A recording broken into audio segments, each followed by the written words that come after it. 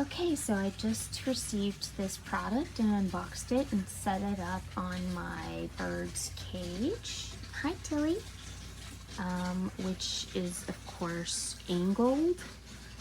Overall, we are satisfied. It's missing the little ball that goes up top here. These holes, the way that they're aligned, this one, the picture, this one has it going this way and another one going the other way. And as you can see, they're adjacent, so it makes it a little bit difficult. But overall, I think she likes it.